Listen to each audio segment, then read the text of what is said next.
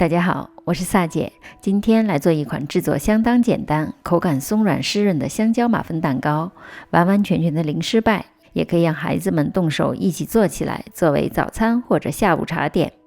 先把葡萄干冷水浸泡20分钟左右，去除里面的杂质，让葡萄干更加湿润，增加口感。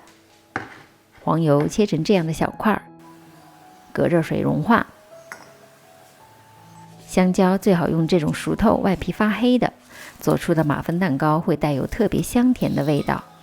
掰成小块，用叉子捣碎，保留一点香蕉颗粒，可以让口感更好。细砂糖也可以用红糖或者黑糖来替代，做出来的马芬也会比较深色。打入一个中号的鸡蛋，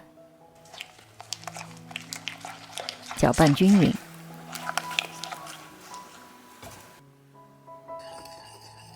这时黄油已经完全融化了，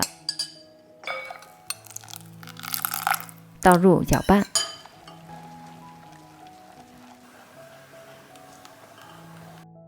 做这款马芬可以用低筋面粉，也可以用普通面粉，混合泡打粉和一点小苏打。果筛分2次加入。加入的面粉不需要用力搅拌，以免面粉起筋。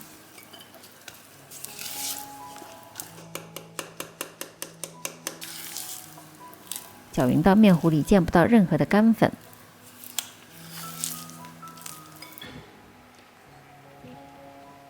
泡软的葡萄干沥去水，倒入面糊里拌匀。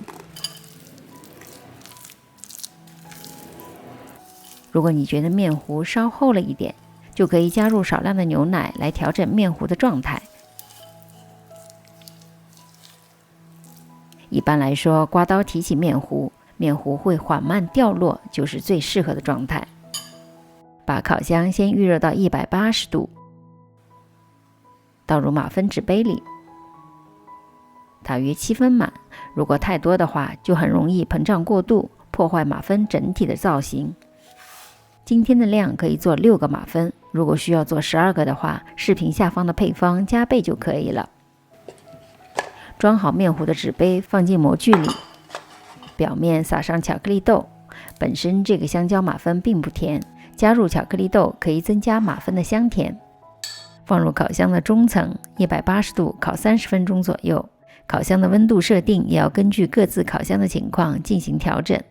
判断马芬是否熟透，出炉前用竹签插一下中间，如果竹签上没有蛋糕糊，就说明已经烤熟了。一打开烤箱，满屋飘香。